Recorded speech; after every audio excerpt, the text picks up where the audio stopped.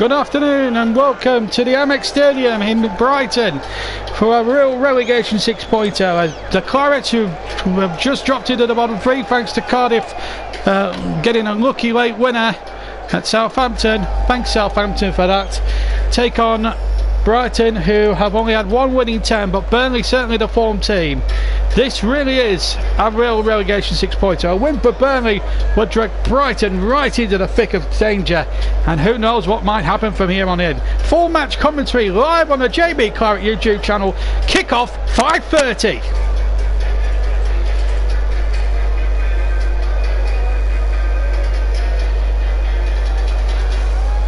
Good evening from the Amex down on the south coast. It's been, well, the Burnley fans have made it okay despite the advances of Storm Eric, but it's been tough going these last few weeks, and I'll give you the two lineups just quickly, but before we do, we'll get on to the game properly in a second or two.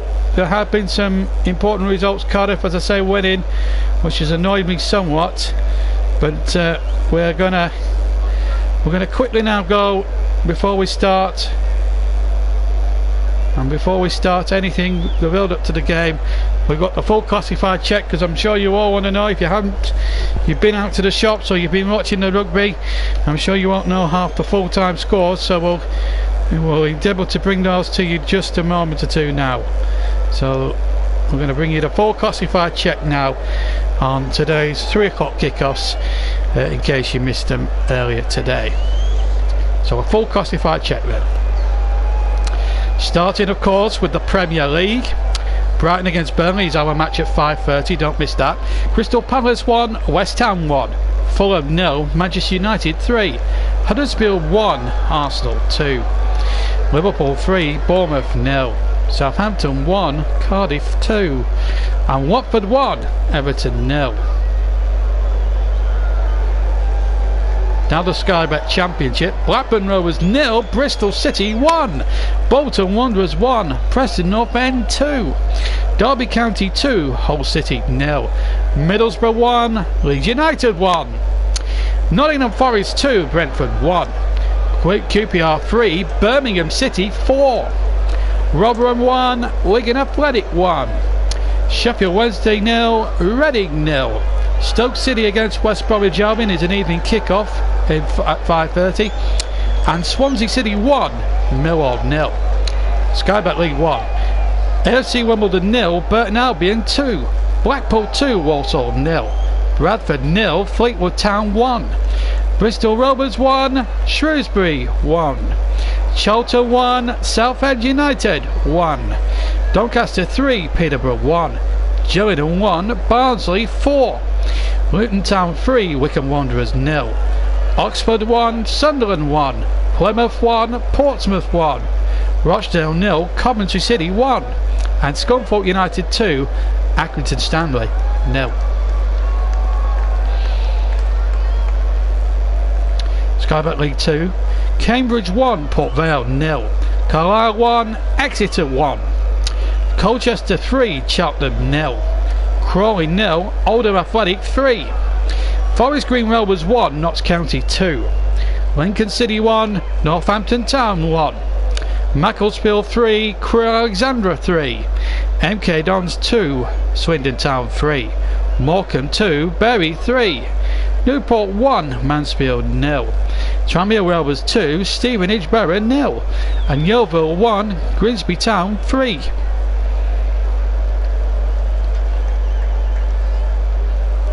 The Vanarama National League. Aldershot 1, Eastleigh 3, Barnet 0, Sutton United 1, Barrow 1, Bromley 1, Braintree 1, Salford City 0, Chesterfield 1, Halifax Town 0, Dover 2, Harrogate Town 3, Ebbsfleet 0, Solihull-Moors 1, Gateshead 0, Avon and Waterlooville 0, Hartlepool 1, Leyton Orient 1, Maidenhead 1, Borehamwood 0, Maidstone United 1, AFC Fylde 1, and Wrexham 1, Dagenham and Redbridge 0.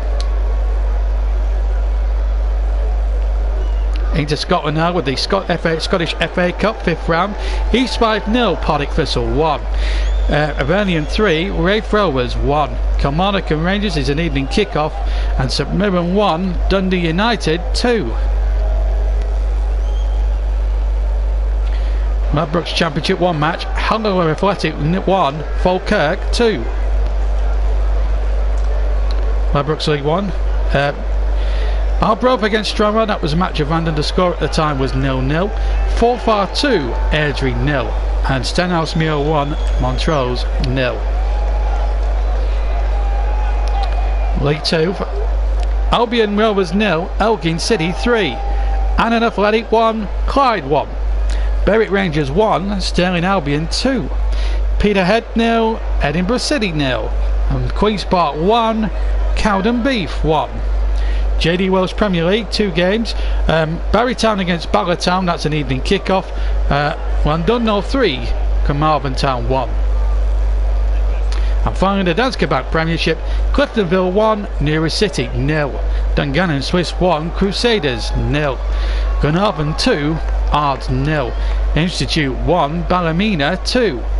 Linfield 3, Coleraine 2. And finally Warren Point Town 0, Glentoran 5.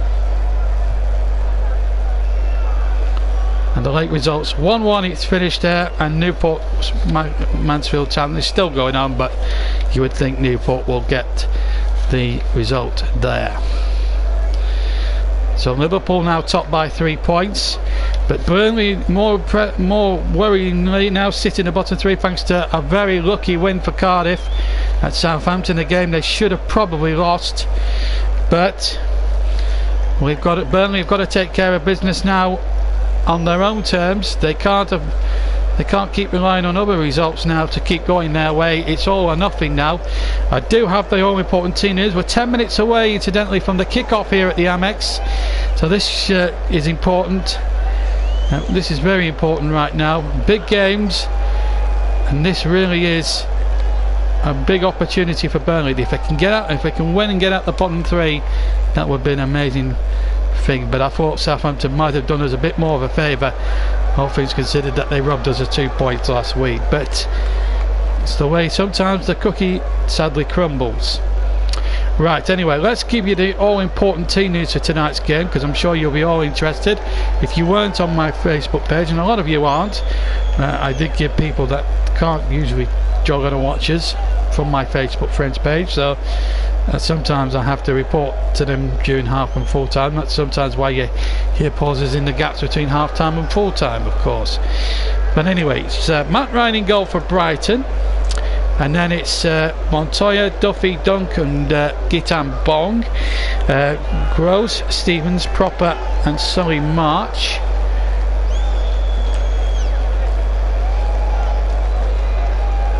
And we've got Murray and Locadia further forward. I just had to pause there just to make sure that we had all 11 Brighton players there. Yes, we do. Just checking, you know. Sometimes I write my notes so hurriedly, it's unreal. Okay, so that's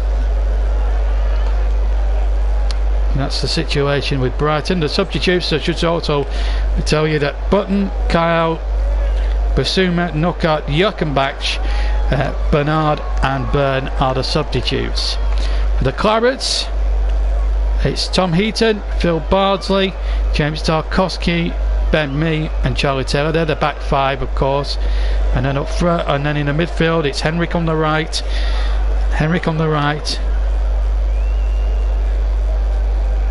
Cork and Westwood in the centre, McNeil on the left. He's been a breath of fresh air since coming into the first team at the turn of the year. Ashley Barnes, who scored last week, and Chris Wood, his striking partner. On the bench for the Clarets, who are playing, I would have assumed, a 4-4-2 formation, Joe Hart, the goalkeeper, Ben Gibson, Peter Crouch, who came on to terrific effect, I felt, last week when the game was in the balance against Southampton, Stephen Ward, Matthias Vidra, Ashley Barnes and Chris Wood. Referee today is Stuart Atwell, so we'll hope that we don't get any appalling decisions from him today. But well, it's it's just about filling up here at the moment. It is a big game for all sorts of reasons. The crowd are in good voice, or they will be in good voice down there. Burnley will have brought a few thousand fans who have braved the elements and storm Eric to get down there here this afternoon. It is very blustery and very, very windy out there. The bottom 7, right, as I said, Burnley have 24 points of them, 3 points off the bottom 3 of Brighton. It is annoying that Cardiff have won, really, in all fairness, because although what happened to Salah was terrible in its extremes, I thought, looking at the game, I was watching a bit of the game today, and I thought Southampton could have done a lot better, and I thought they were mighty generous on both Cardiff goals. So I think in a lot of elements Cardiff City got absolutely lucky, just a little bit like they did last week against Bournemouth, who didn't really turn up and didn't really try to make too much of a game of it. But it's going to be a tough old ask for the Clarets tonight, but a point would lift them,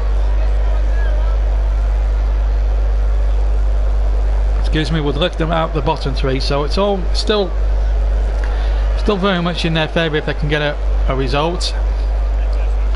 In the corresponding fixture last season, Brighton and Burnley, between the two sides, it finished 0-0. In fact, it finished 0-0 in the 2 games last season, and of course Burnley won the first fixture by 1-0. Jack Cork, it was in fact Jack Cork's shot deflected in by James Tarkowski, winning the day for the Clarets, which sort of gave them a much needed victory back in December.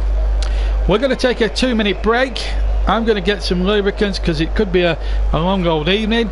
Don't forget to rejoin me in about 5 minutes, about 2 or 3 minutes, when I reiterate the team news and bring you full match commentary of Brighton against Burnley.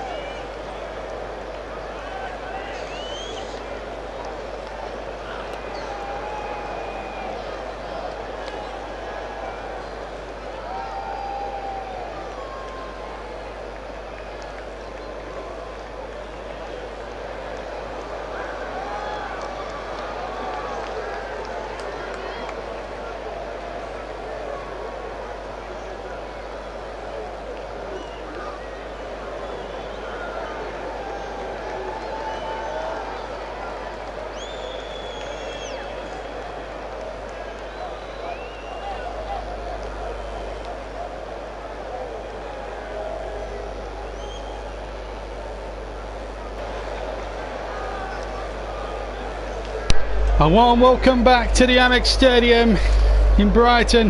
The teams have just come out. Brighton and Burnley both out. Remember, it was 0-0 here last season. Surely a repeat of that would suit Burnley down to the ground. It would get them considerably out the bottom three, but I think Sean Dyche would like a win. Burnley denied by key refereeing decisions in the last two games against Manchester United and Southampton respectively, which could have cost them 4 points extra than what they got. 2 points from the last two games.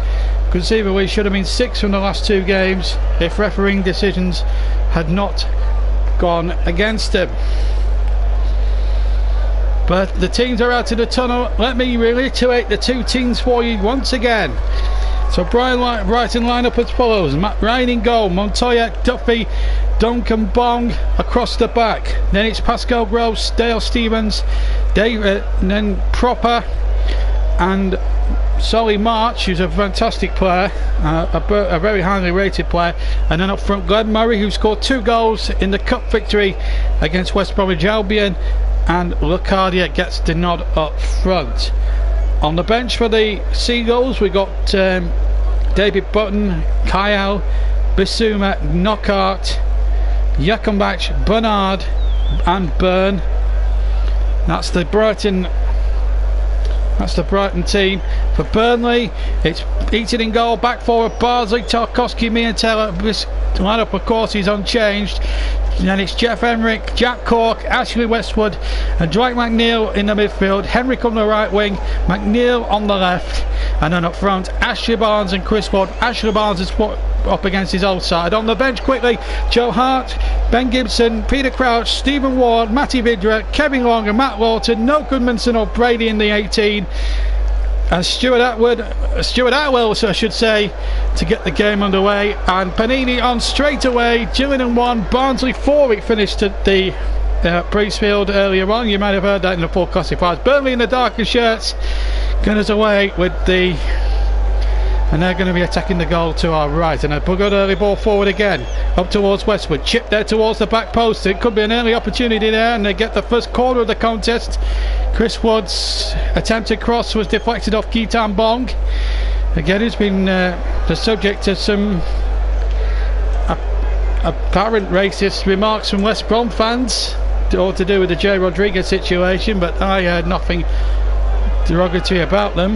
Not that I condone racism in any way, shape or form. Maybe Chris Hughton just needs to concentrate on the game and let Keaton Bong just deal with it in his mind as the ball comes into what Ben Mee, I thought for a moment had got the header in, and for a moment it looked as if it was going goal bound. It was going away, as it turned out. Here's Jeff Emerick to win the next ball. Burnley starting really well here on the front foot. I'm encouraged. Henry gets the ball across and Dunk has to scramble it away for the Seagulls. Remember, they haven't won. They've only won 1 match in 10 here, Brighton, and this is probably a good time for Burnley to come down to the Amex and maybe get a result. Burnley really starting on the front foot here. The Clarets game live on a Saturday night. It's Brighton against Burnley from the Amex. A very chilly Amex, it's got to be said.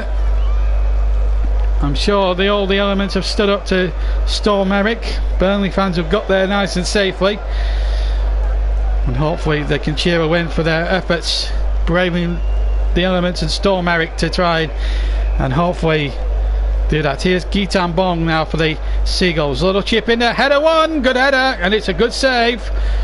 Good save. It was just from around about the right hand side of the penalty area. It was Sonny March with a 3 header. That was a little bit lacklustre defending there from the Clarets. They just watched Sonny March there coming in a little bit on track. They didn't watch him, I should say. He got a good header in. It was comfortable enough for Tom Heaton to just flip it over the crossbar, but a little too close for comfort perhaps. The Burnley captain wasn't happy as the corner is taken short, and the chip in wide march into the penalty area looking for Proper. Ball headed out away by Tarkowski, who always wins the first and second balls, and that's another good shot from the edge of the area, and it may have actually been Proper again with the effort. Number 24 who hit it with his right foot. It wasn't, it was Pascal Gross in fact. He smashed in a 20-yard thunderbolt, and Tom Heaton, magnificent again. and that's the 101st save that a Burnley goalkeeper's made this season, and that's Joe Hart in the first part of the season, and now Tom Heaton. And this was a great save from Tom, having to dive away to his right hand side here, proper chests it down well, gets it away from Tarkowski. There's the shot, and with both palms gets it away to safety, but only relatively, because Brighton now all of a sudden are starting to dominate things. This is a bit of a worry here for the Clarets. They can't afford to go behind in this one. They appeal handball there. Well, Gross reckons it's hands, but the referee's not interested. He definitely didn't hit Charlie Taylor on the arm whatsoever. And to be honest with you, it was only Pascal Gross who actually appealed the potential decision, but it's Brighton with a throw in here on the edge of the Burnley area, and Burnley will be happy to have the ball go their way now, because they get a throw in and a chance here for some potential respite. It's just seeing the incident again. No, hits his thigh for me, hits his thigh. But Pascal Gross, good chest control, good hit. Would have been a good goal, to be fair, if he'd managed to sailed in, and I don't think anyone would have complained or moaned about it. Certainly not this commentator. But Tom Heaton, he's just a course. So since he's come back into the team, it's been no surprise. Joe Hart though is just having a bit of a laugh or two there. He's made probably about half of the 101 saves that they've made during the season so far.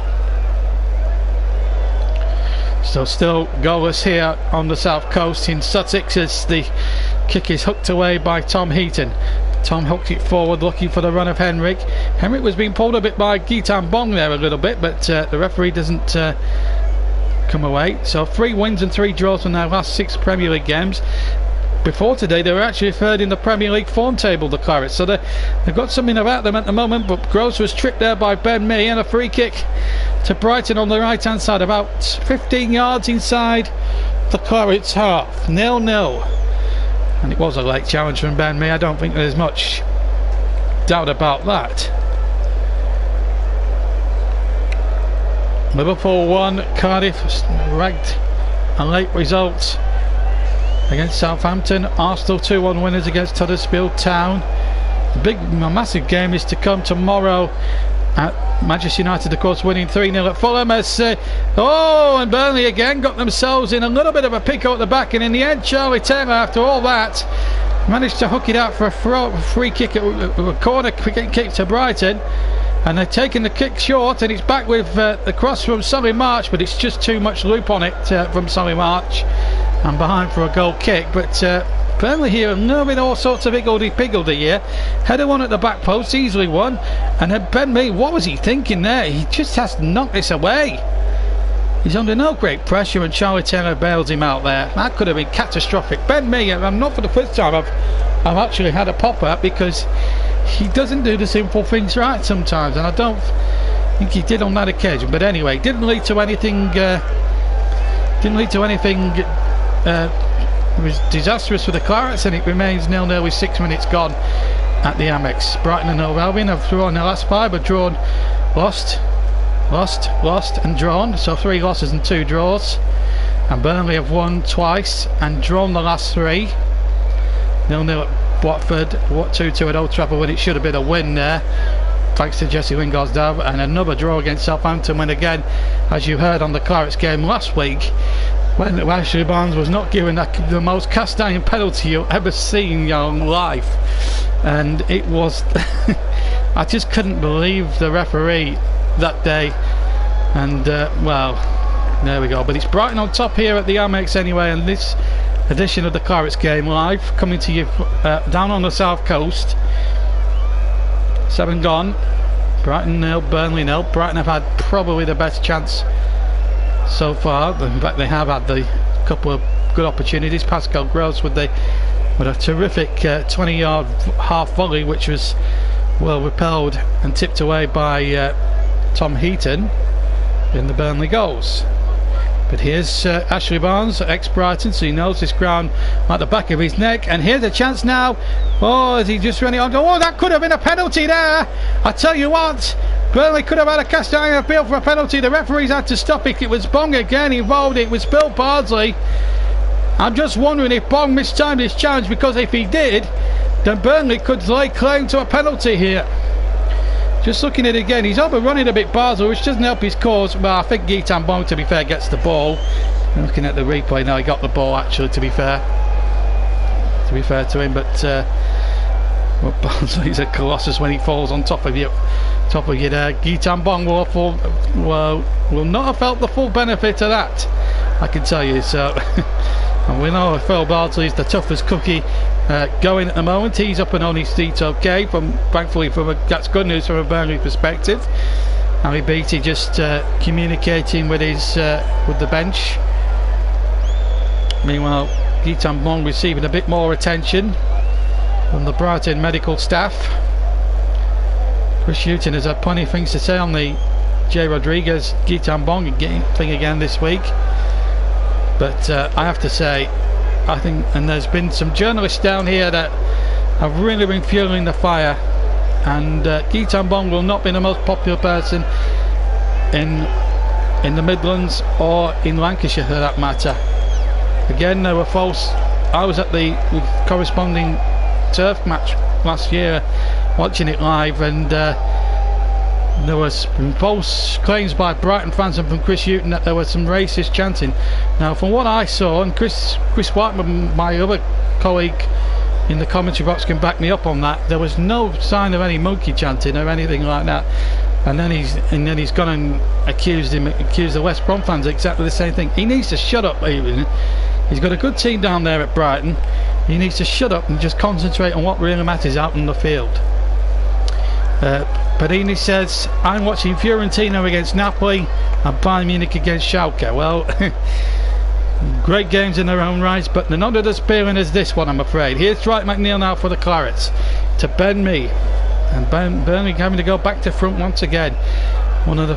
That does frustrate me. Sean Dyche is down below me. We're so used to covering matches at the turf, we usually say on the far side, but we have to say he's down below because the benches are down below where the cameras are, and Sean Dyche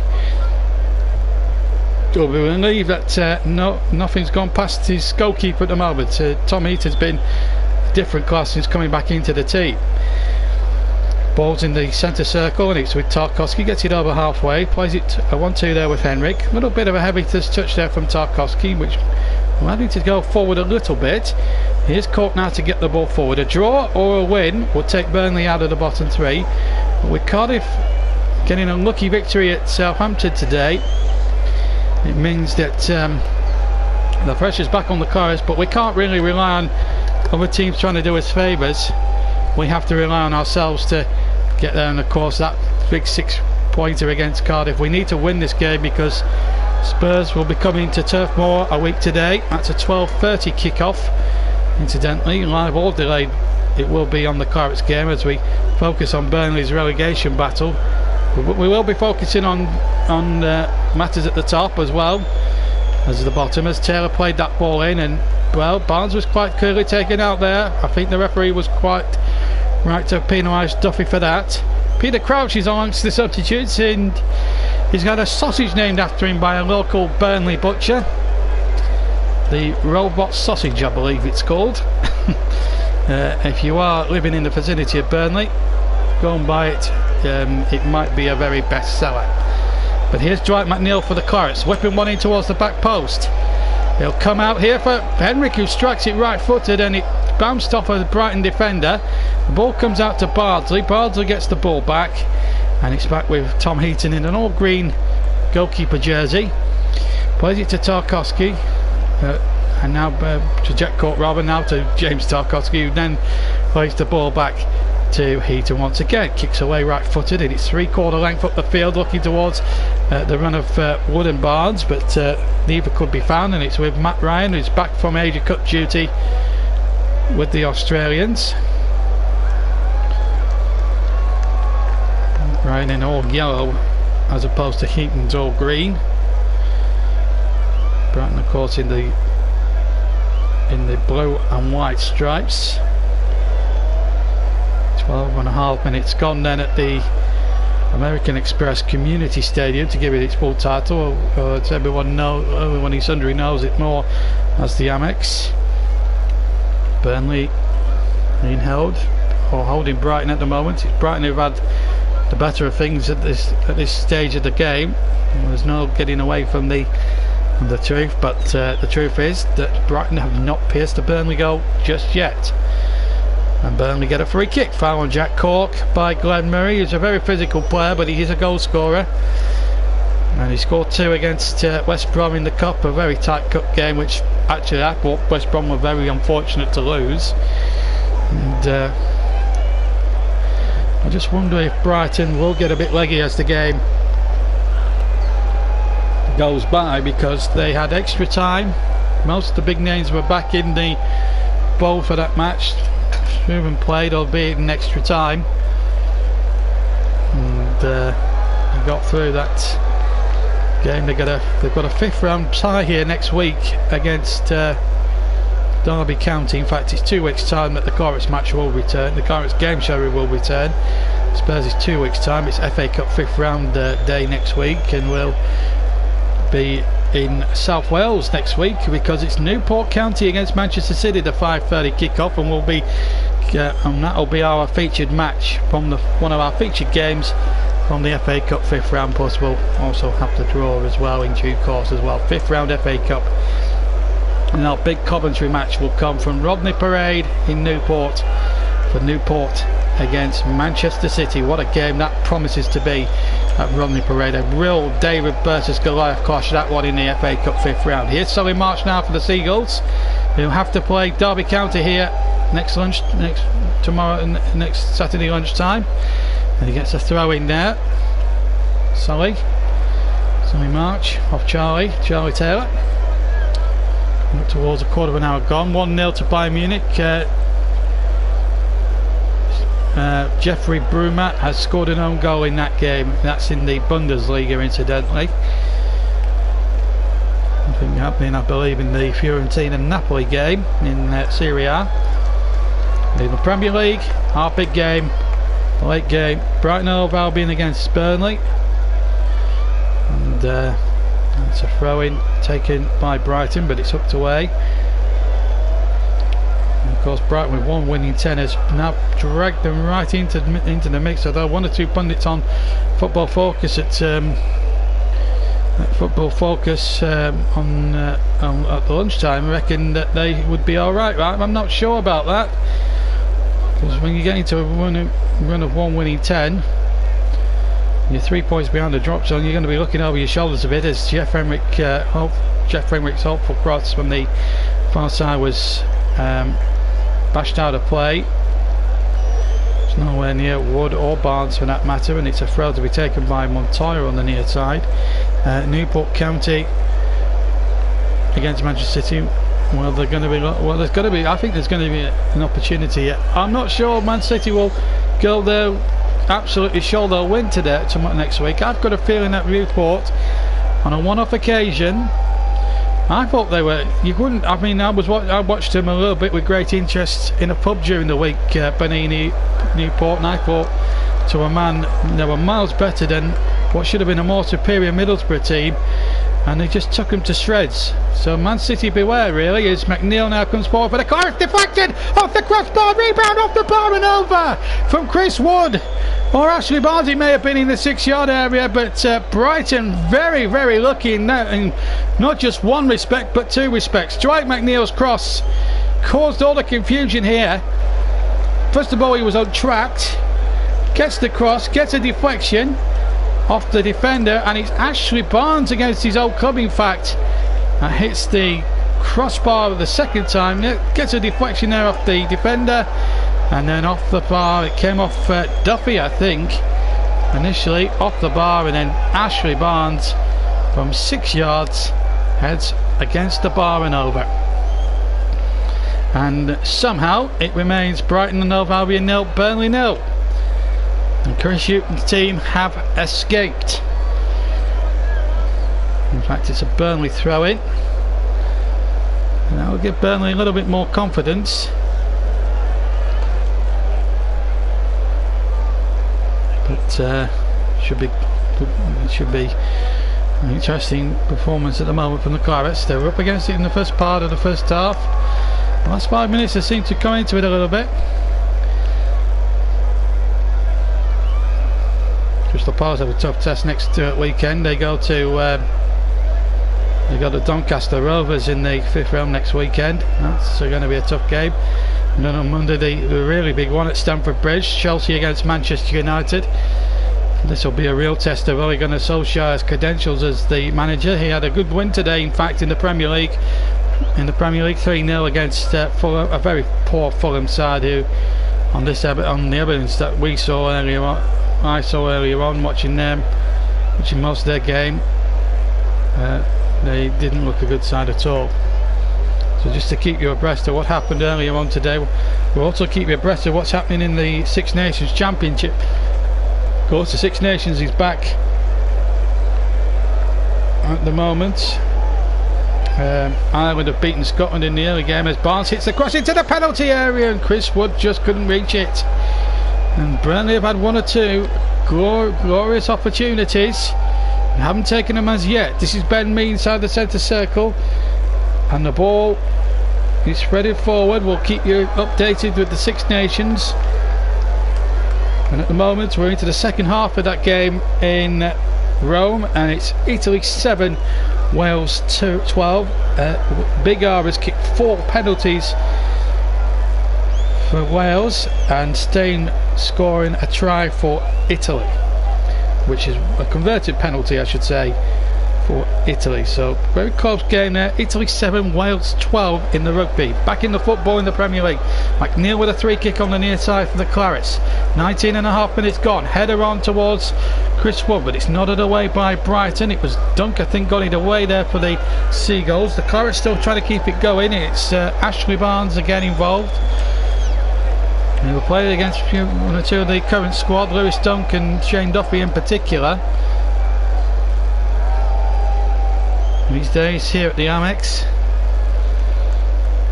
Brighton sold him for a mere, I think it was £250,000 in January of 2014. This is his 5th year at the club, Ashley Barnes, and he's been a bit of a cult hero. Burnley's all-time Premier League goal scorer, and it's been an absolute colossus for the Kites. He's joining. Scored one of the goals incidentally which won them promotion on that emotional day against Wigan. Michael Catley I think got the other one to put the seal on what was a great day for Burnley Football Club against every conceivable odds, having sold Charlie Austin 3 days before the start of that season as well. 4 points against Blackburn Rovers, including the first win at Ewood Park for 35 years. Happy days they were. Burnley went down the next season bravely, came back in the next season, won the championship with and one of the games was a controversial game here at the Amex when Barton and Kyle had their coming together, the ghost goal that should have counted from Michael Keane, and then it turned out to be the equaliser. And a certain commentator who works for Burnley Football Club said it was justice. Well, let's see if there's any justice to be done here this afternoon, or this evening rather, as Taylor takes the ball down on the left hand side, but it's won back by Gross, Pascal Gross that is, and here's the ball comes to Westwood. Westwood on turn to Henrik. Now then, big opportunity here for Henrik to size up across inside the penalty area, and it's up behind for a goal kick.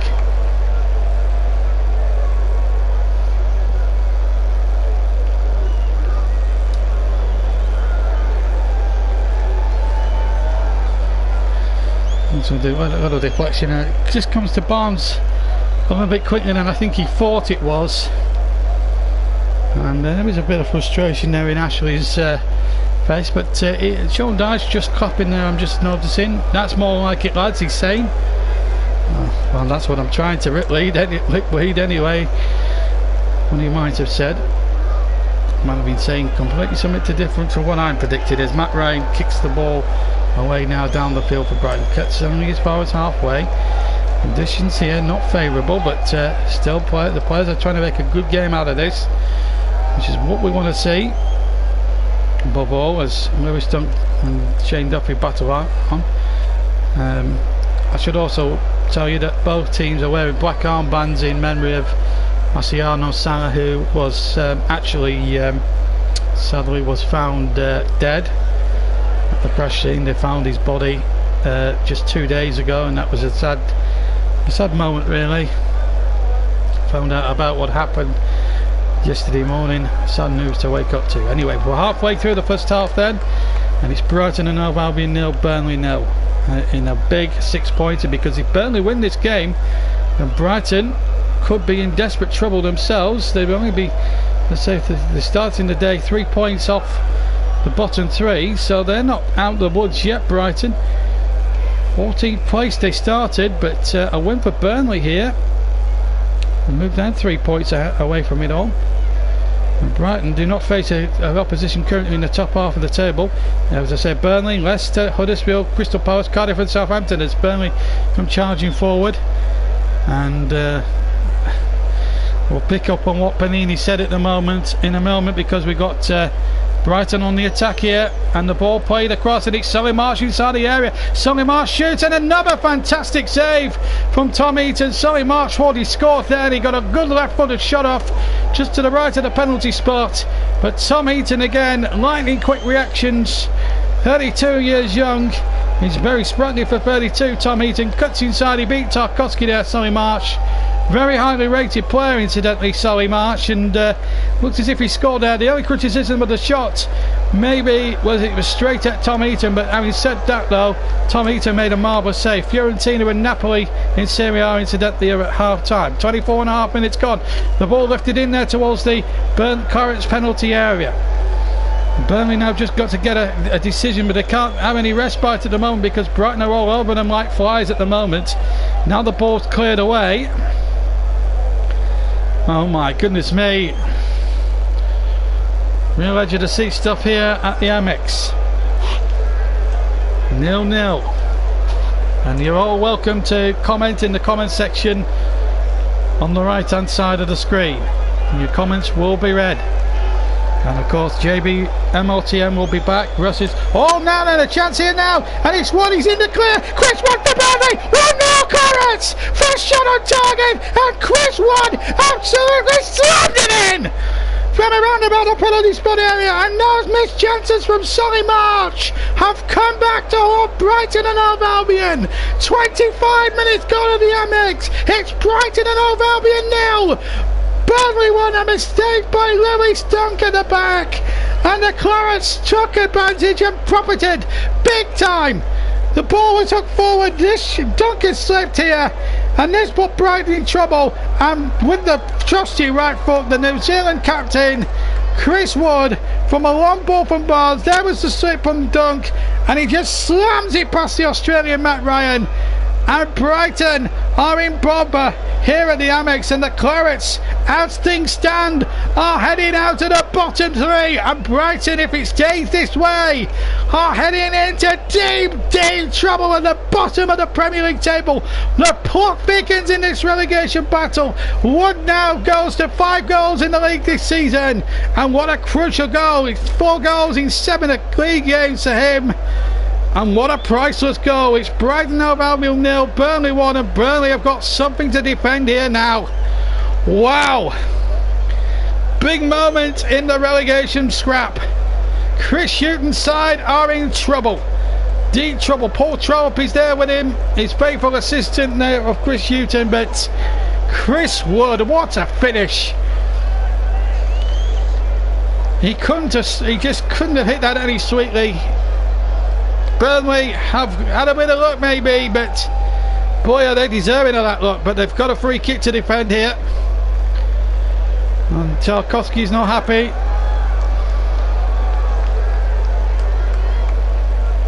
Ricardio's won the free kick. Let's have a look. Oh, he went down a bit too easily there. As players like him are going to do football a disservice and make it a non-contact sport. It's a very, very fortuitous free kick that Brighton have got there. But Burnley must defend it now. They've got a lead to protect. And the one thing they mustn't do is let them concede a free kick from the ball into the penalty area. 1-1. It's the scoreline at Bayern Munich as McNeil tries to clip the ball clear. There's a little sort of a scramble here, and Burnley must hook it out. And in fact, they've got a free kick, have they? Oh, just for a moment. No, it's a free kick. And there's a player down, and I'm figuring it's Dwight McNeil that's gone down there. And if it is McNeil, this could be a bit of a worry. McNeil battling hard. Oh dear, the stud's in the back of his. Well, that should be a booking then. Who did this? I don't know who did this. It's Duffy. High foot, yellow card. It's a yellow card offence. Duffy should be going in the book for me. You can't do that. I'm sorry, but that's a high foot. You shouldn't. I'm sorry, I'm not. Duffy should be in the book anyway. McNeil's a tough competitor, and he'll get on with it. Ali Beattie down there again. He's having to work a little bit overtime today, Ali Beattie. This is the incident again. Bayern Munich have scored again incidentally in the game. Lewandowski has scored, but that, for me, that's a yellow card offence against Shane Duffy. It's got to be a yellow card against Duffy. It has to be. But it has to. But at the end of the day, still Burnley get the decision. And Tom Heaton now will kick clear, and the referee Atwell, who should have booked Duffy for that incident, waves Dwight McNeil back on. And all's well in their world again. Chris Wood, the goal scorer after 26 minutes, has given Burnley a priceless lead. Ahmed had scored the equaliser for Schalke, and then all of a sudden at the other end Lewandowski scored. So 2-1 it's in Munich, 0-0 in the Fiorentina match. But at the moment it's 1-0 to Burnley, and this really is a Claret's game and a half live now for you. Don't forget, we'll be taking a 10-minute break where I'll compile my match report for Facebook. My half-time report for Facebook. It's Dwight McNeil comes down the line, and this could be a real problem here for Brighton as the ball is pulled back, and it's almost an own goal there. Still Stevens this time. Burnley are really on course here at the moment. Half an hour gone here, and Burnley here taking it to Brighton all of a sudden. This is turning into a good afternoon with work here for the Clarets. Italy 10, Wales 12 in the Six Nations Championship. Early on today, Ireland beat Scotland and recovered from that devastating defeat in Dublin against England last week. England and France play tomorrow as Westwood crosses down. Oh, and another chance inside the 6-yard box. Tarkowski came in, and also Duncan Court went for a ball as well, and behind for a Brighton goal kick. Let's have a look at it again on replay. Ball comes in, Ryan's nowhere near, and Tarkowski within about half an inch of getting ahead on that, and maybe possibly making it 2-0 to the Clarets. Oh my goodness me, since the goal they've really taken it up a gear here, Burnley. And this is good news for the Clarets, because this really gets in. This really is turning into some game here. It's now 17-10 in the Six Nations. Wales have just gone over for their first try of the match. They're into the second half, incidentally, in that Six Nations Championship game. As I said before, then England and France meet tomorrow in fact at Twickenham, funnily enough. Kick-off, I think that one is 3 o'clock, and that should be some game down there at Twickenham, or up at Twickenham tomorrow afternoon. England, Wales, World Cup year, and it's always important really to have a good Six Nations under your belt if you're a Northern Hemisphere rugby side. Here's Ben Mee now for the Clarets, 1 goal ahead. 26 minutes, the goal was timed by Chris Wood, and here's Ashley Barnes on the break on the left hand side. They've done really well. He's played it into Westwood. Good turn here, and a chance here for Burnley. There's a man over, real opportunity here, cross back, and it's straight into the arms of the goalkeeper. Poor cross really from Bartley when well positioned, but Ashley Barnes Chris Wood making the opportunity. Then Henrik had a go. Bardsley here too close to the goalkeeper, should have pulled the ball back a little bit more there, Phil Bardsley. But look, around was a positive one from the right back.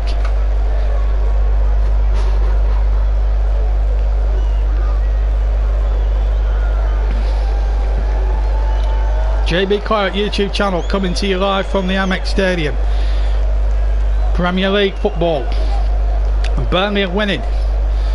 They've hit the crossbar a couple of times. Solly March and Pascal Gross have come close for Brighton as well. It's been an even sort of contest really, with one team not really dominating things. It's to and fro, but Burnley have scored the important goal. A mistake really, or slip up by Lewis Dunk has put Brighton in big peril here, because they started the day, remember, 3 points above the relegation zone.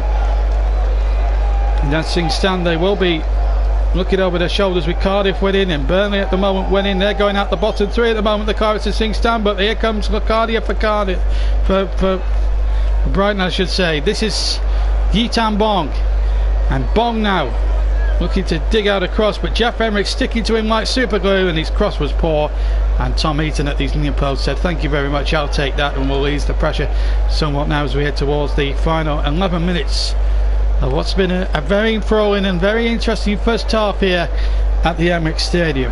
Brighton Hove Albion 0, Burnley 1. Great news here coming from Sussex, and really it has been a great performance from the Clarets. Very dogged, shot coming in, and it was Barnes with a left footed shot from 25 yards. That almost caught Matt Ryan on the hop there. Burnley not afraid here to shoot onside at any conceivable opportunity. Matt Ryan made a bit of a mess there, patting it down, but there was nobody within a 10-yard radius or a 10-yard vicinity of him for him to have that mistake punished upon. As it happens now, Burnley have got a throw in to defend here at the other end of the field, because it's taken quickly in towards Solly March. March now playing the ball back, and it's with number 22 now, Montoya. Back to Gross, gets the cross in, danger here, and it's just wide from Glenn Murray inside the penalty area. I think it might have got a deflection, in fact. No, it didn't, it was a goal kick. And this is the save again from Tom Eaton. He smashed that with all his might. March from the edge of the penalty spot. But this is the goal again from about the same distance where March had his shot saved, and Chris Wood bolting the ball home. Benini has also told me that the Wales try has been converted by Dan Beggar, so Italy 10, Wales 19 in the Six Nations Championship in Rome, as the ball is threaded forward by Burnley. Not often you hear Rome and Burnley in the same sentence on commentary. There's a collector's item for you. Here's Solly March now for Brighton, who'll be ruining that missed chance a moment or two before Wood scored. And here's Pascal Gross, chips the ball in there, hoping to get the ball on the head of Glenn Murray. It comes to Yitan Bong. Yitan Bong keeps the ball in play, but Brighton, they go down. He went down in instalments, and Stuart Atwell, not 5 yards away, said get up and get on with the game. When you go down instalments looking for a penalty, you run the risk of not having a penalty given. Never a penalty. He's even tripped over himself there proper, and you can't give a penalty for that. He's tripped over himself. He goes down in instalments. Westwood's nowhere near him. No penalty. Simple. Good decision by the referee. Locadia though for Brighton. He's given that away. Burnley will be happy if they keep giving the ball away in that final third, Brighton, because that will suit Burnley right down to the ground at this moment in time as we go into the last 8 minutes of the first half. So Southampton 1, Cardiff 2. That was an annoyance. Westwood is injured, by the way. Watford 1, 10-man Everton 0. Everton on an horrendous run now under Marco Silva. The early game saw Fulham lose quite comprehensively 3-0 to Manchester United. Liverpool back on top, beating Bournemouth 3-0. Arsenal winning at Huddersfield, so that will release the pressure somewhat. Crystal Palace with a crucial goal and equaliser against West Ham United, so big point that for Palace. And really, Marco Silva now on borrowed time. If you're an Everton fan, it's tough times on Merseyside at the moment, but it's tough times for Brighton, losing 1-0 to the Clarets as Solly March tries to make up for that mistake, that missed opportunity. The ball comes back in, and again some great defending there. First of all, I think it was Tarkowski, I think Barnsley got in the way there. Could have left it to his goalkeeper conceivably, but Bardsley just couldn't take the risk. It does frustrate me sometimes when Bardsley does that, because you don't know what is going to happen next. But you can't blame him for trying to throw himself in the way of the shot. As long as it's legal on a above ball and he doesn't handle the ball, then I'm all for it. Burnley really throwing bodies on the line, protecting this one goal advantage given to them in the 26th minute from Wood, crossing from the right hand side, the Brighton right, but it comes to Henrik. Henrik comes forward. Looks as if Westwood is okay. He picked up an injury, but Ali Beattie said he's good to go and play on.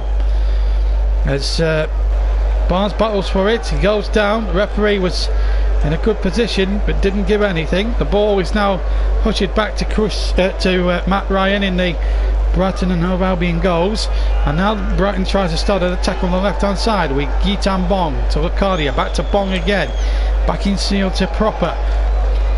Brighton in a proper heap of trouble here. If they lose this game, they are in the relegation dogfight. I don't think there's much else to be said than that. Cork to win the next ball, then the ball hooked forward, looking towards the run of Ashley Barnes there, but the ball knocked away, and here come Brighton now, looking to this equaliser with Solly March. March now towards the area, Tarkowski and Taylor tracking him all the way. Taylor tracked him all the way, and he reckons it's a goal kick. Well, Brighton have got the decision, and I've got to be honest, I would like to see a replay. This is the incident again. Burnley are saying it's a goal kick. Let's see if it comes up Solly March last. Yes, it does. That should be a goal kick. The linesman and the referee and the officials have got that one wrong. Now I wonder if the linesman said something that the referee hasn't, because I'm sure that the referee can overrule the linesman here, and I think he has overruled the officials. It's a goal kick, and I think that was the right decision. It clearly came off Solly March. Well done, referee. The linesman got it. I think the linesman actually spotted it. Yeah, I thought it came off Solly March down the first replay from behind the goal, and I think the referee thought it was a corner. He must have been blindside Stuart Atwell, in all fairness to him. But having said that, well done the linesman, because that must not have been an easy decision there. You give a corner, but I think he's been overruled there. I honestly think the linesman may have seen something, or Stuart Atwell may have seen something that anyone else didn't. So fair play to whoever made that decision. 5 to go to half time. Brighton Hove Albion 0, Burnley 1. Oh, it's an edgy game this though. Could still go either way at this point. Burnley could do with that second goal as a little bit more security and an insurance policy, if you like. But here's Gitan Bong now down the left hand side for Brighton, gets it over halfway to Locadia, still on the left hand side, and now Locadia looks to go in field here, looks to hit a ball across towards the right hand side.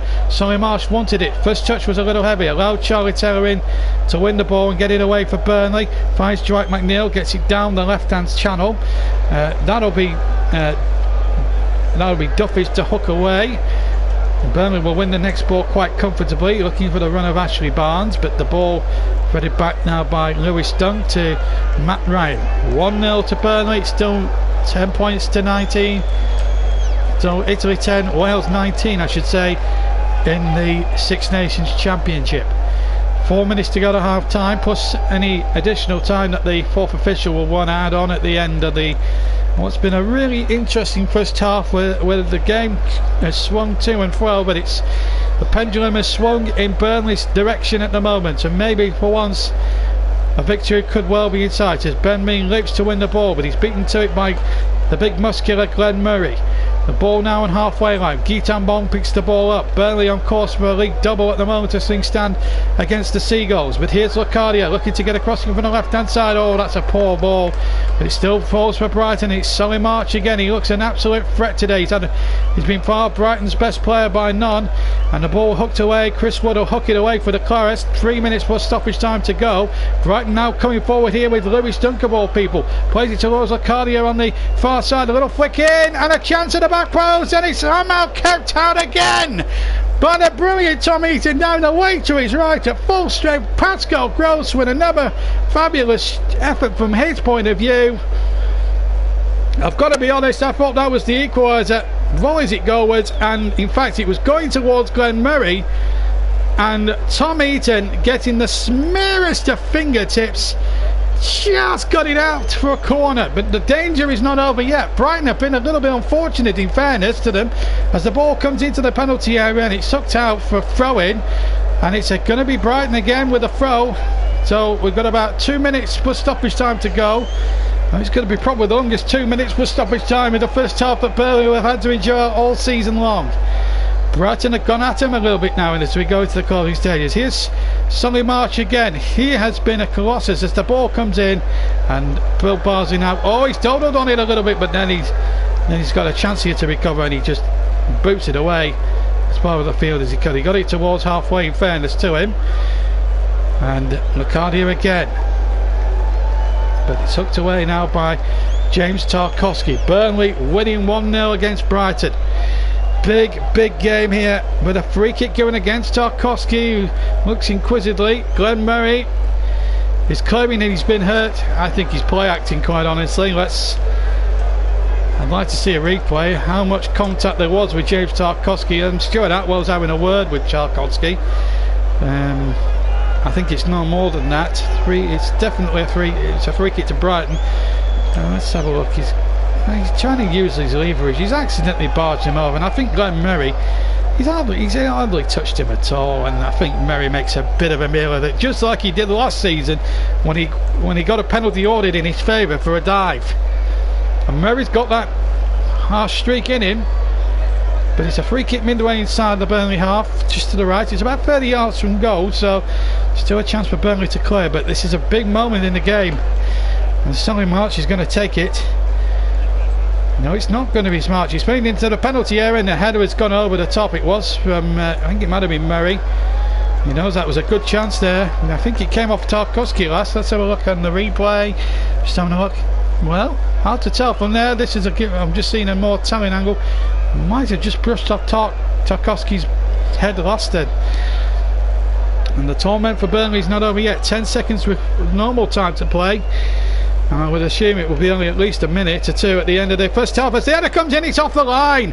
Oh, how Burnley are not being pegged back there, I will never know. Gross trying to play the ball in from the right hand side, and somehow Burnley have got it out, and it was Jeff Henrik on the goal line there, the hero for the Clarets. Burnley holding on a little bit, and 2 added minutes as the plot thickens towards the end of the first half as Guitan Mon gets the ball in. Tarkowski rather spectacularly gets the header away. Burnley very fortunate to still be ahead in some respects, but my goodness, are they having some of the luck on their side or what? It was a good header. I couldn't tell who it was there on replay, but free kick inside the centre circle to Burnley, just inside their own half on Ashley Barnes, and that just takes a little bit of the heat off now as we go into the last 70 or 80 seconds of the first half of the stoppages. So, well, this is the opportunity again. 2 Brighton boys went to the table. It might have been Lewis Dunk, in fact. Was it Dunk? Yes, it might have been, you know. Henrik got it off the line. In fact, it wasn't. It was actually Duffy. Duffy with the header, point blank, almost making up for his mistake in earlier on. And Jeff Henrik, what a man. And that's the value of having 2 men on either posts. You've got to say that was well defended by the Clarets as they've got a free kick now, which they launch towards the far side, and it's or the near side, and it's Barnes now to the near side corner flag, deep inside Brighton territory. They get a throw-in. 30 seconds of the stoppage time to go at the end of the first half. We'll be taking our customary 10-minute break. Incidentally, Charlie Taylor to take the throw-in here for the Clarets. 15 to go of the stoppages, and another throw off Solly March this time. Wow, first half's goal. This has been an incredible one. Burnley have probably used up half their 9 lives. I will have to say that. We played the 2 minutes. Surely Mr. Atwell will blow up for time, and indeed he does. So Burnley, some good news here from the Amex at the moment. If you're a Burnley fan, Burnley are leading. A 26-minute goal from Chris Wood is the difference between the two sides, but Burnley have also hit the crossbar twice in the same move. Sonny March has forced Tom Eaton into a fantastic save, and then Eaton had to make 2 further magnificent saves to deny Pascal Gross a couple of times, and then right at the end Duffy looked as if he'd equalised and made up for his error on the Wood goal, but the ball was kicked off the line heroically there by Jeff Henrik, and that is the situation at the Amex at half time. We're going to take a 10-minute break.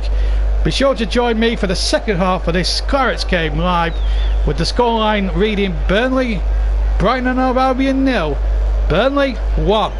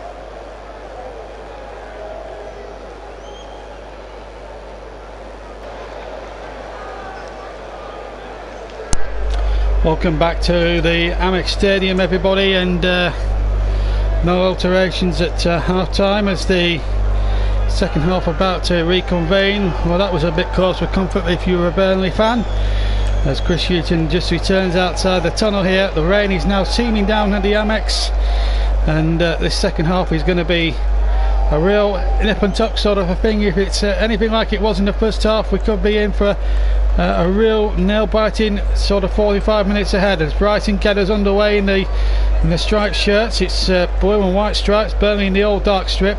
Just to remind you of the teams, it's Matt Ryan in goal, and it's Guitan Bong, Lewis Dunk, Shane Duffy and Montoya across the back, Stevens, Propper, Gross and Lacardia with Glenn Murray up front, and Solly March of course, who's been a colossus on the right hand side. Caused Burnley one or two problems. Burnley line up with Tom Heaton in goal, and then it's a back four of Bardsley, Tarkowski, me and Taylor, Henrik on the right with Cork and Westwood in the centre of the midfield, and then it's McNeil, Barnes and Wood. Six Nations score at the moment. We have it as, or Panini has it as, Italy 15, Wales 26 at the moment, as the Amex is teeming down with rain. It is bitterly cold. It's probably feeling the effects of Storm Eric. One or two Brighton fans putting some plastic raincoats on to protect them from some very nasty elements out there, I'm sure. As the ball is flicked on by Tarkowski, I think, and it's straight into the arms of Matt Ryan. It wasn't a great kick, in fact, went straight to Phil Bardsley, who's giving it straight away to Brighton. So no changes from either side as the second half reconvenes. Burnley winning for a 26-minute goal by Chris Wood, and Chris Wood is the man who scored the goal for the Clarets this afternoon in an all dark strip, remember, as Montoya gets the ball forward, looks to pick out Guitan Bong, and that might beat Guitan Bong out of play. Indeed it does. Referee just to reconfirm is Stuart Atwell. And already a substitution, Anthony Knockaert is about to come on, so Brighton obviously not happy with the way that started, unless Solly March has got some sort of a problem, because up until then he was playing really well. It looks as if Solly March will not continue. And Anthony Knockaert, who in that championship match a couple of years ago between the two sides in that 2-2 draw, the famous Justice game that Phil Bird refers to, for 45 minutes or so really ripped Burnley to shreds, and could have gone either, could have gone Brighton's way in the end. It was a promotion battle, it was a promotion 6-pointer, I remember, and that goal from Keane in the third minute of stoppage time was a massive goal in Burnley season, and it was one of the crucial moments that helped Burnley to win the Lady back in 2016, nearly 3 years ago now, that 23-23 undefeated run. Doesn't seem all that long ago since we were witnessing that performance. But Burnley have had some great days since those days as well.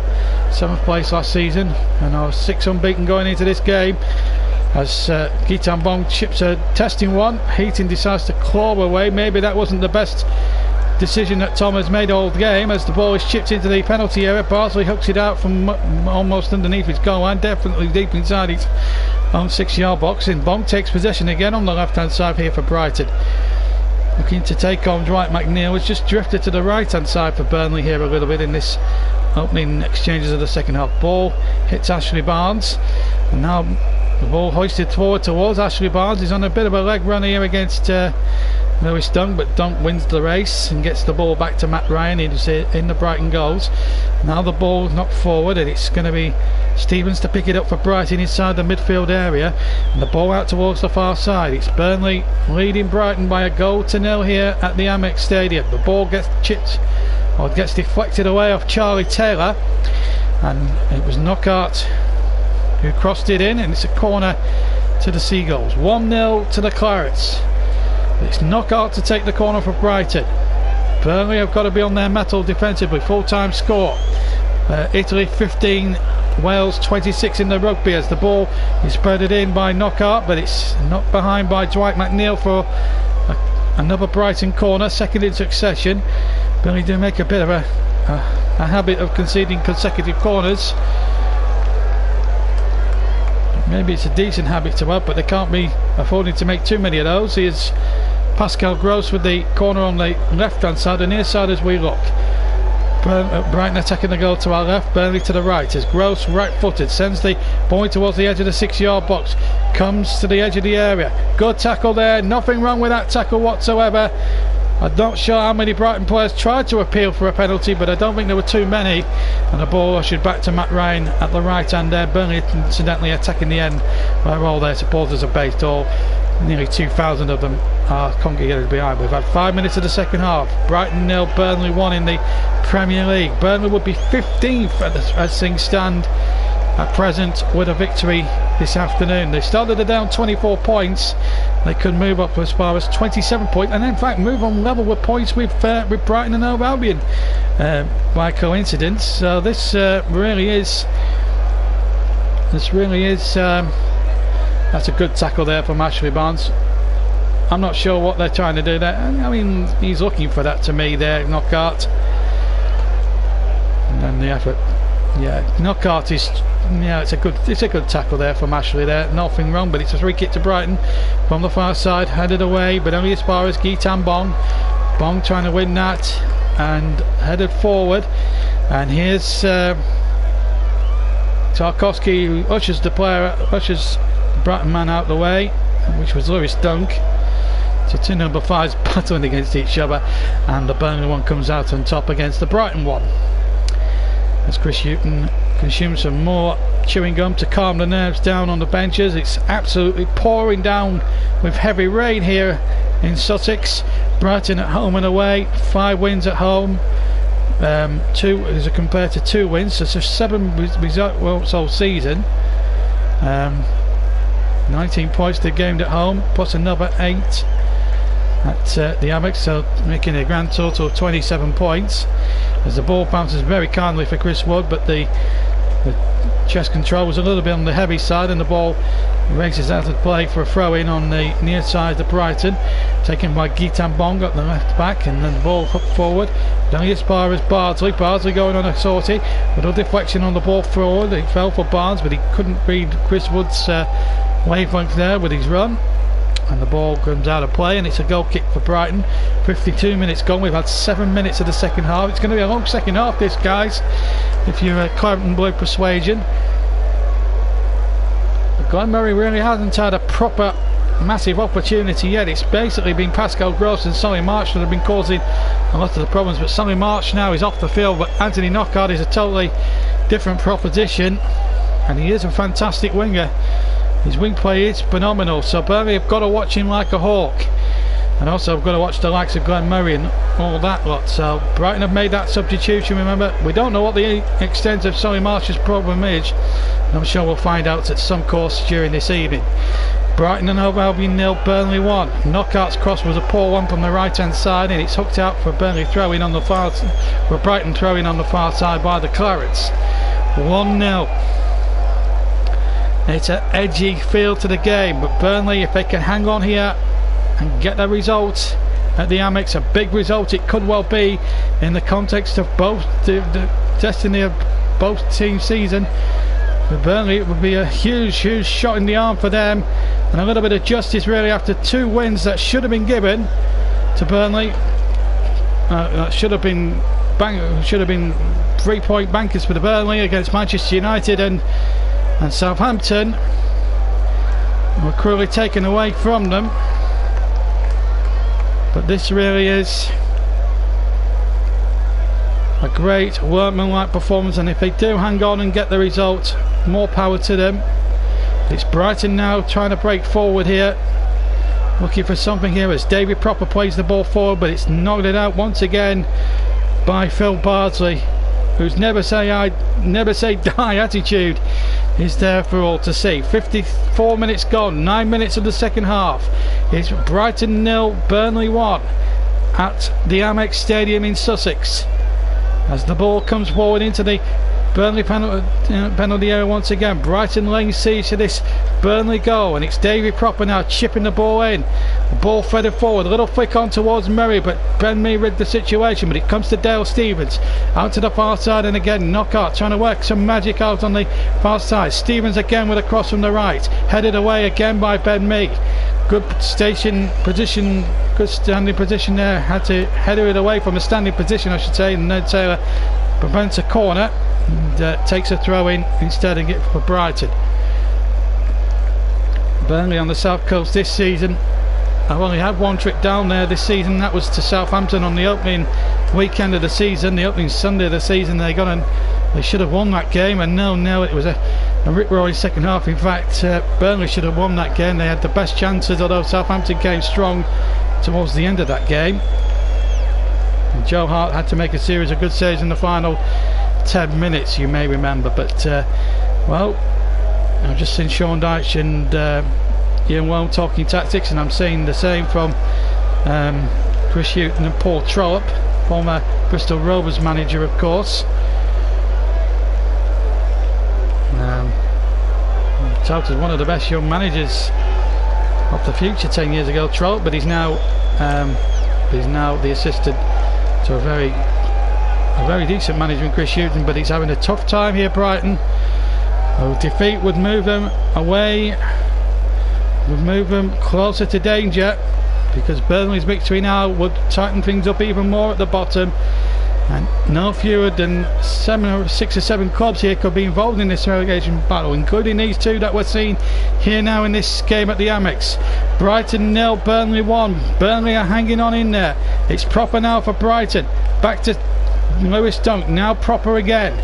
The Seagulls trying to attack the Clarets. Locadia now, who hasn't scored many goals for Brighton since his transfer. Free kick against the striker, the big striker, and it's a free kick to Burnley. 11.5 minutes almost gone in the second half. A 26-minute goal from Chrissy Wood is proving the real difference here at the moment. And Heaton saying, that's mine, I'm going to take this. I've spotted Wood and Barnsberger forward. The ball won't break though to McNeil. It might break to McNeil now. He's gone over to the right, McNeil, and it looks like Henrik has drifted out to the left, so they've swapped blanks, both McNeil and Jeff Henrik, the Irishman. And here come Brighton now looking to hit back. This is Montoya chipping it forward. A little bit of space here for Locadia. Locadia's got Guy Tambong away down to his left hand side by the byline. Guy Tambong with a chance to measure across him, but it's a poor cross off the back of the defender there, which is Phil Bardsley. It's a corner for Brighton. Burnley now just got to defend the set plays. Remember, in the rugby it's Italy 15, Wales 26, so Wales getting 2 wins out of 2. Over to you, England, they're saying, for tomorrow. Scotland were beaten earlier by Ireland at Murrayfield. Here's Gross with the corner here at the Amex, into the 6-yard box. Again, a good fist away this time from Tom Heaton, but it's going to be hooked back in there again. Chances again now for the cross to come in. It's Proper with the cross into the penalty area. Comes to Gross on the edge of the area. Gross tries to bend one in, and it's over the top, and relief for the Clarets. For all Clarets listed it in, and in the stadium it's behind for a goal kick. But Burnley there just a little bit slow to react there. The cross came to Gross, who can smash them in from just inside the area. We've seen him score screamers from outside the box in the past. Tom Heaton having words or two with the referee. I'm not sure if it's to do with the time wasting. Burnley are entitled, I suppose, with the lead they've earned, to do a bit of time wasting, but sometimes though it's not beneficial. Just get on with the game. But having said all that, Burnley hanging in there and frustrating Brighton, and that's what they want to do. 1,000 or so Burnley fans here enjoying their trip down to Sussex, having to brave that very nasty storm Eric, which has caused all sorts of disruption and all sorts of problems. I couldn't sleep because of it, because of the storm howling in there. I refer to it as Storm Eric Pollard in reference to the Emmerdale character. As we come up towards almost an hour gone here at the Amex. We're beaming this game, commentary of this game, not just around the UK but around the world too. So any people abroad tuning in, give it a shout out. Panini He's still listening in. Goal for Bayern Munich. Serge Gnabry has made it 3-1 now against Schalke. Looks like the points are staying at the Allianz Arena. At the moment, the points could be moving away from the Amex. And here's Jeff Emery to bring it out for Burnley. Just Robert ran in a little bit, but the ball was cleared, but Tarkowski now just calmly gets it out to the right hand side, and it's Dwight McNeil. McNeil's not scared to take people on, and he's not scared to have a pop either with his left foot, but it's deflected away by a Brighton defender. And now it's Brighton's turn to come forward as we head towards an hour gone. We're coming up towards the quarter of an hour mark of the second half, and it's Brighton and Hove Albion 0, Burnley 1 here at the Amex, and the referee has blown for an infringement or an offside, which is frustrating Messrs Trollope and Houghton here. I think it's gone out of play for a throw-in. I didn't actually see the ball go out of play for a throw-in. I must have taken my eye off the ball for a second or two. We've played an hour, mind you, and it's 1-0. And Burnley holding firm at the moment. I don't think there's much doubt about that. They're not going to go without a fight here, Burnley. Brighton are still attacking, and all fair credit to them as me cuts that up and Taylor just keeps it in, but gets it only as far as the halfway line. And Brighton now have a chance to go forward here. The ball has been kept in play. Taylor battles in there and gets a foot in, again gets it up into the Brighton half, albeit only 5 yards inside the Brighton half. Earlier today, Liverpool 3, Bournemouth 0. Liverpool go top. Arsenal won 2-1 against Huddersfield. Palace and West Ham shared the spoils. Southampton 1, Cardiff City 2. A real bad result that for Southampton. Cardiff very lucky though, in my opinion. Watford beat 10-men Everton by a goal to 0. Everton on a bad run, but this is McNeil now, and a chance now on the far side. It's into the corner from one again, and Burnley double their lead on the counter-attack. It's 2-0 to the Clarets. 62 minutes on the clock, and the point could be heading back from Sussex to Lancashire. Brighton and Hove Albion now. Burnley 2. What an evening on the South Coast for the Clarets. Chris Wood had the double. 6 goals of the season for him. And this is turning into a remarkable game of football here at the Amex Stadium. McNeil getting the ball from halfway, and then he plays it out to Wood, and no one left Wood there. Matt Ryan got a hand on it, couldn't keep it out, and Burnley have that extra bit of security, that extra insurance policy, and now have a 2-goal buffer. And the ball just bounces unkindly in front of Ryan's hand, but very kindly for Tom Eaton and his Burnley side, and Chris Wood in particular. It's 2-0 to the Clarets down in Sussex, and look what it means to them. And also helps with the goal difference a little bit, because wow, as I said, 6 goals this season, and that could be a very crucial blow. Now remember now, this will be interesting what Brighton do. Remember, Manchester United were 2 goals down, but then had to revert to cheating to get a result against, or to get a leveler against Burnley. I wonder what Chris Hughton will try now. But the good news is it's 2-0 to the Clarets, and that is the important thing. The Burnley fans have braved Storm Eric. I think it's been well worth it. Some of them have turned up without coats, just hoodies and a Burnley shirt. Now their record signing for Brighton, Jakenbach, is now going to come on, so Hughton has been forced into a change. Solly Marsh went off with, I presume, an injury or some kind of problem, and he's preparing a double substitution because Bissouma, number 8, is about to enter the fray too. Paul Trout reading the final instructions to both of those. He's Chris Hughton's assistant, as Gitan Bong can't keep the ball in play. And what a moment this could be. Sean Dyche's men on the cusp of a huge famous victory. They don't win too many games down here at Brighton. And my goodness me, they're on for a victory here now, and if it can just keep in front now for the rest of the game, whatever Brighton throw at them, maybe the luck is going with Burnley at the moment. At the moment it's 7 unbeaten, 4 wins and 3 draws if it stays this way. Lewis Dunk now to his colleague Shane Duffy, who made the initial mistake on the first goal. They didn't pick up Chris Wood on the second goal. Burnley are 2-0 up, and they've got that cushion they so desperately wanted. Now they'll Try and defend it right until the hilt. They've got 25 minutes just to keep a clean sheet now. Take it back to Turf Boy. If they can keep a clean sheet, though, this is good news for the goal difference as well. A clean sheet's always important in these situations, and Burnley at the moment are heading towards 15th place. They're going to jump up 3 places from 18th to 15th as things stand at the moment.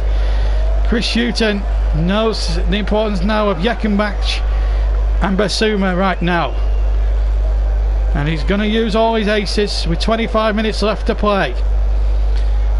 Dunk now for Brighton in his own half. 2-0 they trail the Clarets, who have been to a man magnificent. From the 0-1 to 11, they have been absolutely superb, and value for their lead.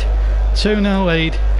Yes, Brighton have done most of the attacking, but when you're a Burnley fan or a supporter or a player, who cares? So the changes are happening. Locadia cuts a forlorn figure. He's replaced by Yekenbach. Try saying that quickly. And Pascal Gross, who had 2 fantastic volleys, well repelled by Tom Heaton in the first half, he's now being replaced by number 8 Basuma.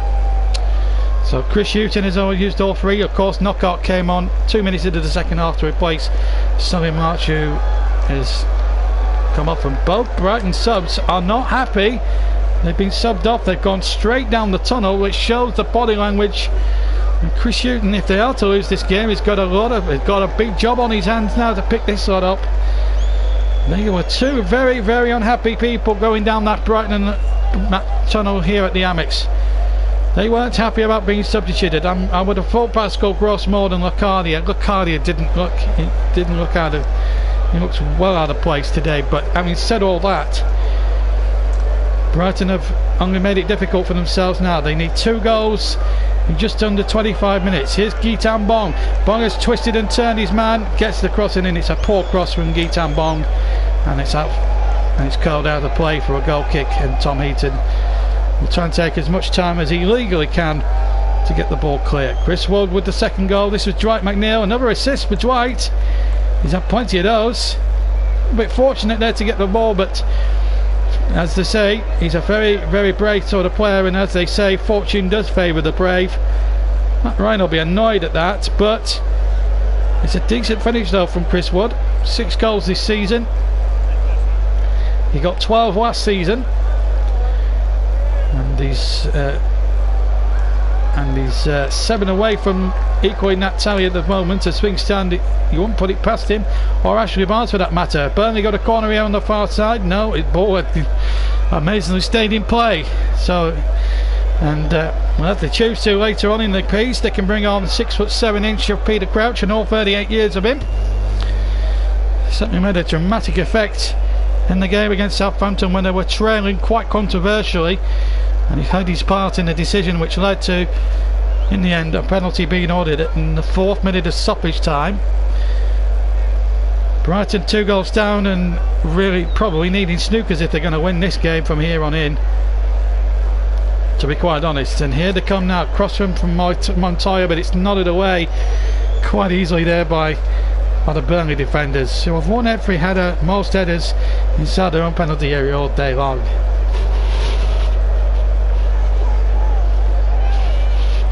Shows the golfing class of the two at the moment in current form. Brighton 1 winning 10 in the Premier League, could be 1 winning 11 if this stays the same, and Burnley would go 7 unbeaten, 4 wins and 3 draws, although two of those 3 draws should be wins. And Sean Dyche is absolutely, will be delighted the way it's all gone as we go past we've gone just past the midway point of the second half now, and all Burnley have to do is not do anything daft, not do anything stupid, and they're on performance. So Crouch has well, I'm not sure that's wrong. I don't know what your views on that is. They're not racist. They're not racist at all. Can we keep the racism thing out of it, Millwall, please?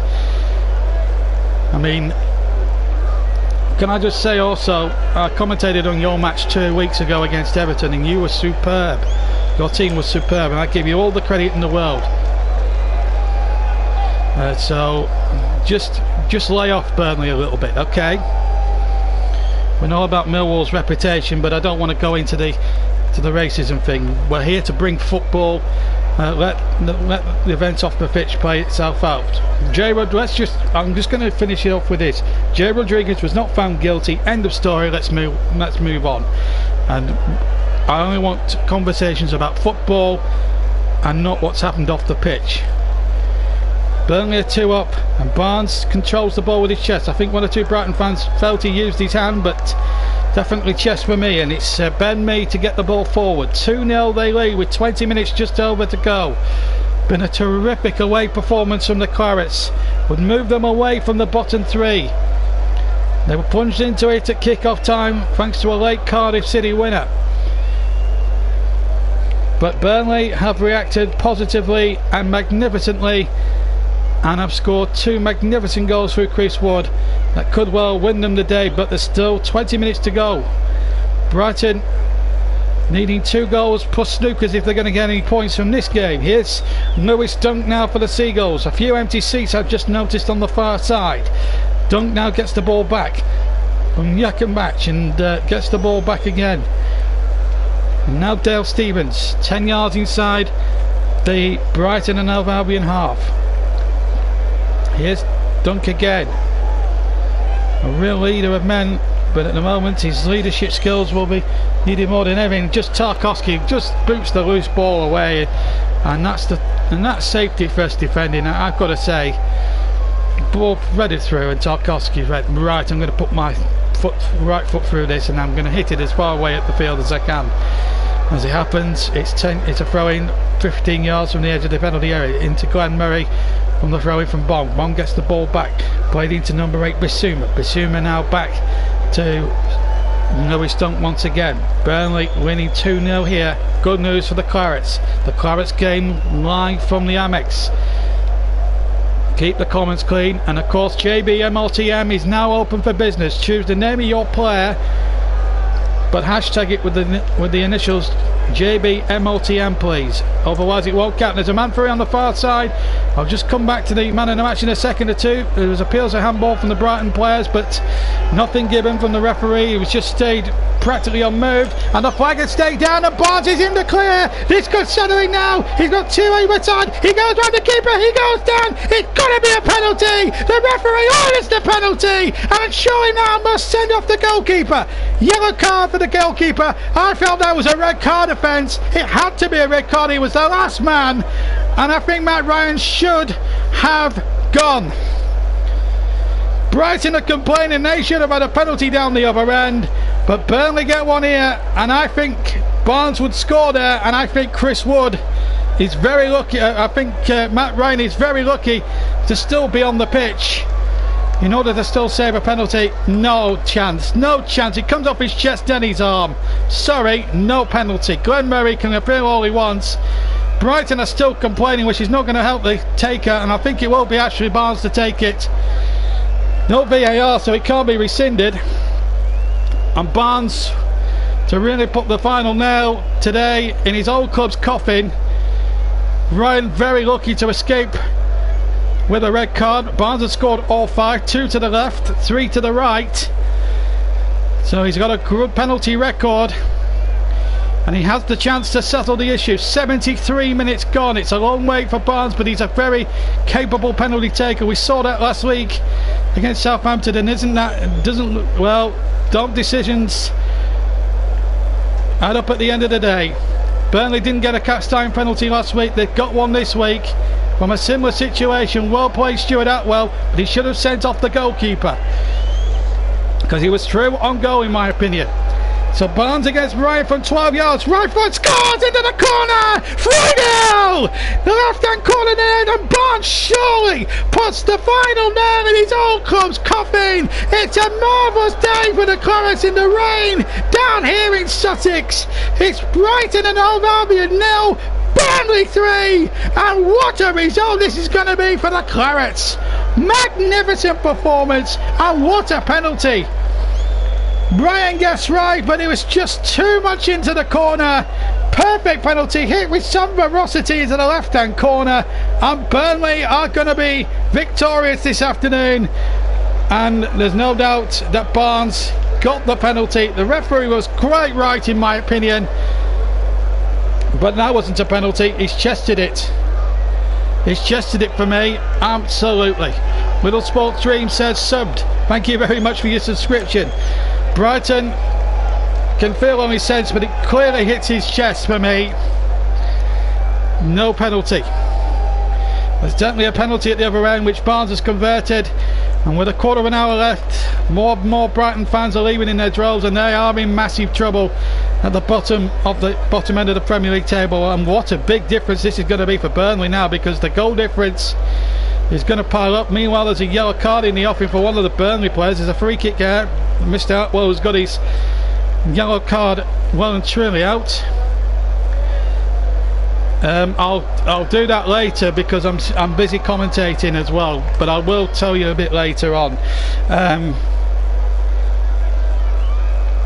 Middle Sport Dream there. Ashley Westwood in fact has been booked for that. So a free kick to Brighton. 3 goals down, a quarter of an hour to go here on the Clarets game live, and it's turning into a good day for the Clarets, but they've got it's a goal for Brighton inside the penalty area. It's Lewis Dunk, I think, and all of a sudden Brighton are on the board. It's Shane Duffy, in fact. Shane Duffy with a free header. Burnley will not be happy with the marking there. That's a little bit of a blow there for Burnley, because all's vulnerable when you just scored a goal, but there's 2 men upside there. Well, no, maybe Barnes is playing them upside actually, to be fair. No chance Tom Eaton, to be fair to him. There's a good header there from Duffy, but I think it's probably too late anyway for Brighton. It's a fantastic header. Could have conceivably scored in the first half, right at the end of the first half, if you remember. But Brighton are on the scoreboard. Chris Shooton reckons it's going to be a comeback. I still believe Burnley will still get the points, regardless of which. It's his 5th goal of the season for Shane Duffy, in fact. But I think it's too little too late now for Brighton. I still think Burnley should see it home. Fiorentina had Napoli finish goalless. That doesn't help Napoli's Scudetto chances.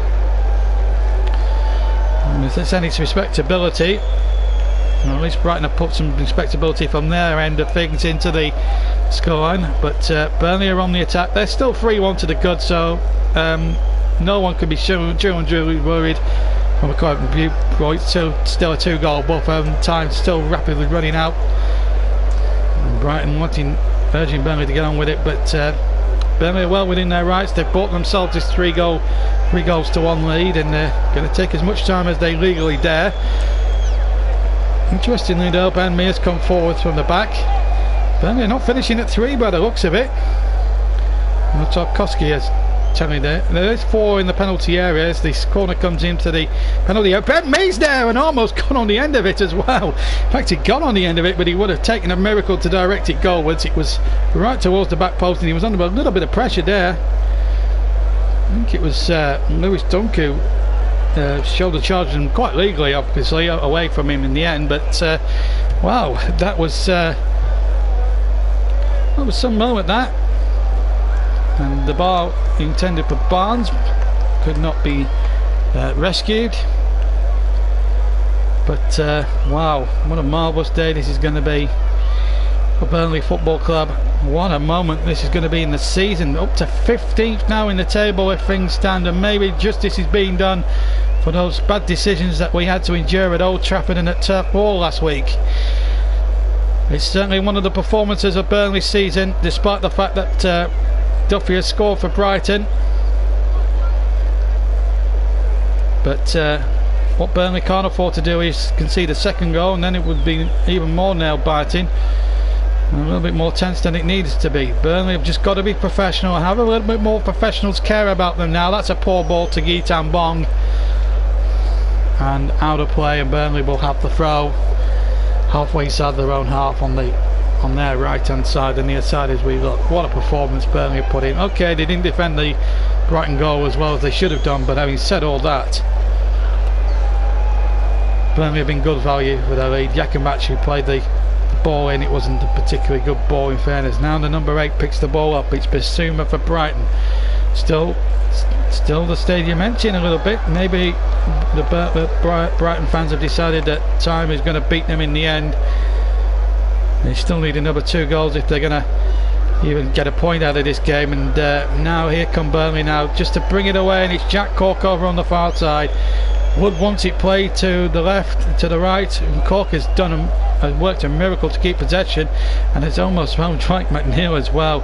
Although Barsley was screaming for it on the right hand channel, and I think he was intending to play it for Barsley. I think McNeil tried to get him in the way of the pass, and in the end the attack broke down. But what a good run away from Cork. It also bought Burnley a few seconds. This is Murray down the near side, but wait a moment, still might not be cut and blow dried yet. Burnley looking to just hit it away, and they do. Well, you wait 68 games for penalties, and 2 come along in the space of a week for the Clarets. No handball, definitely not against Jack Cork. His hands was down in a natural position, and no way you can be awarded a penalty for that. Still 3-1 to the Clarets, and it's tantalising the Corps. So a big win on the offing. The ball is just about kept in play. Burnley are winning 3-1. Liverpool won today 3-0 against Bournemouth. Manchester United won away from home 3-0 against Fulham. Cardiff got a victory against Southampton, which annoyed me a little bit earlier on this evening because I didn't think they were worthy of it, having seen the game. Crystal Palace and West Ham shared the spoils, 1-1, and also, as I say, winning 2-1 against Huddersfield. Those were just some of the scores from earlier on today. As the ball comes into the penalty area, Guy Tambon takes the ball. Yeah, I do agree though. Rest in peace, Salah. And it was a really shocking news on Thursday when he did pass away. My sympathies do go to Salah and his family. That's the Cardiff City and non-Salah, not Mohamed Salah of Liverpool. I should add, Salah spelled S-A-L-A. Our thoughts are with his family and friends. This must be a very distressing moment. The pilot incidentally has not been found. As the corner comes into the penalty area towards Lewis Dunk, who appeals a corner, but the referee's ordered a goal kick. Burnley are on course though for a famous victory, and well, it eases the pressure on them, but puts Brighton right into the gunge, if you like, into the pool of trouble, the quagmire of trouble at the bottom end of the Premier League table. Burnley will win it at 5:30 this evening. They're going to be out of it by around about 7:20 this evening. Things do indeed stay the same. It's wet, it's murky, it's windy, it's horrible on the south coast. It's going to be a horrible night for Brighton fans, but it's going to be a long trip, but a worthwhile trip for all the Clarets who basically set off on the crack of dawn here for a 5:30 kickoff. As Brighton go in there looking for a penalty. I think he's given a goal kick, has he? I think he has. Just for one moment I thought he was going to order a penalty as the ball was played in. I'm just having a look again from the reverse angle, and I'm just having it fed to me now. And having a look again, no, he's going down a little bit too easily. I don't think the referee would have been entitled to award Brighton a penalty. It was a clear, desperate attempt to win the ball, and the referee was strong-willed not to give it, and I thought it was the right decision. That's a poor decision though against Ashley Barnes. Clearly used his chest with 6 minutes almost to go. Brighton still need a couple of goals plus snookers if they're even to have any ambitions of drawing the game, let alone winning it. Free kick, he's floated into the penalty area. Up go the heads, and not for the first time a Claret's head won it. A dark shirted player won it for Burnley. Again, the blocks coming in. This is better from Burnley defensively. Here's Guy Tambon with a crossing from the left hand side. Ball will break to the far side here, and Montoya will try and hook across it. Oh, spend me there with a lapse in concentration which could have cost Burnley a second goal, but it hasn't, and they're bringing the ball away now. And they just got to show a little bit of professional care here and just edged the penalty away. Parma and Inter Milan kick off at 7:30 incidentally in the Serie A. Hopefully we'll be able to bring you some interviews with Sean Dyche at the end. I'll certainly play them on Facebook for you after the game. Here's Ashley Westwood now for the Clarets as they look to just bring about the victory. In fact, we'll bring you the Sean Dyche interview on another YouTube video later on for you to look over, and I'll bring you the Brighton view as well. But it's been a remarkable day here in the Premier League. Last 5.5 minutes now. It's going to be still a long time here for Burnley to try and hook in there. No handball there. No Brighton players, in fairness, appealed the decision. Tarkowski has had a marvellous game. Ben Mee made a couple of rickets but didn't cost Burnley dear, thankfully, in the end, as we come up to the final 5 minutes of the second half. And Burnley still on course for what will be a famous victory, a rare victory here in Sussex. And here's Lewis Dunk. No, they're not giving up Brighton, they're still attacking, but Burnley have brought 7, 8, 9 men behind the ball as the cross comes in by Gitan Bong and the header comes in from Knockaert, which is well wide of the left-hand post and behind for a goal kick to the Clarets. 4.5 minutes to go, and the Clarets on course for victory. It's a marvellous performance, an away performance, yes. The Clarets had to ride their luck a wee bit. Tom Heaton's had to make a couple of smart saves, especially in the first half, to deny twice Pascal Gross, and then late on from Solly March at 0-0. If that goes in, it's a completely different ball game, that is to be assured of. But having said all that, Burnley have put in a fantastic shift and the old 1-11 stakes, but let's not detract. It's a great 3 points. It was a difficult place, but the form has told in the end. It's gone to the form book in some respects, Mike. I have to say the first half, Mike, was very nip and tuck. Brighton could have took the lead at certain points. Tom Heaton, we needed 3 times. Duffy had one headed off the line towards the end. But we've battled in there and done really well, and you can tell that Brighton are a team devoid of any confidence. 1 winning 10 going into this one today. It's going to be 1 winning 11. I'll tell you later on. I'm still busy with the commentary, but I will tell you a little bit later on. Here's Duffy now for Brighton. Remember, you've got about 3 minutes. I'm going to choose a JB man in a match here. No one's voted for the JB man in a match. You've got 3 minutes to vote. Put your name of your player and then hashtag it with hashtag JBMLTM, please. It will count as a vote if you hashtag it with those initials, remember. If not, I will have to decide the voting. At the moment, I wouldn't like to tell who it was. Burnley haven't used a sub. That's quite observant, it is, but we haven't needed to. Chris Woodman in a match, I have to say I would have pumped for him anyway, Mike, if there was no votes. But he has been superb. 2 goals, 6 goals for the season. Same now as, I think Barnes is on 7 now, I think, for the season. Good penalty from him. Maybe arguments that Matt Ryan should have been sent off, but at the end of the day, I don't think it's going to matter too much in the grand scheme of things. The fact is that you wait 68 games for a Premier League penalty and then 2 come along in a week. So I think Burnley fans should be grateful for small mercies in some respects, as the ball was lifted in there towards Glenn Murray, and again Ben Mee bravely winning the header, and I think one of the Burnley players has gone down. It might not be Ben Mee actually, it might be Tuck. Yeah, it is Ben Mee, couldn't tell there. But Ben Mee's in some trouble here. Now they do have Kevin Long on the bench. Sean Dyche just having a word or two. I think it's Dave Coote who's the 4th official. Harry Beattie's having to work overtime as the ball is threaded in. It's a brave header one. And Glenn Murray actually bumped into him there. I don't know how purposeful that was. I'd like to see get a close-up view of it, but Ben Mee does not looking good nick at all. I just wonder whether he'll take off Ben Mee at this point as a precaution. I think the game's well and truly won anyway. I think it would be best not to risk it. They're still saying that's a handball against Jeff Henrik, but I'm not convinced that's a penalty anyway for Brighton, but it was definitely a penalty.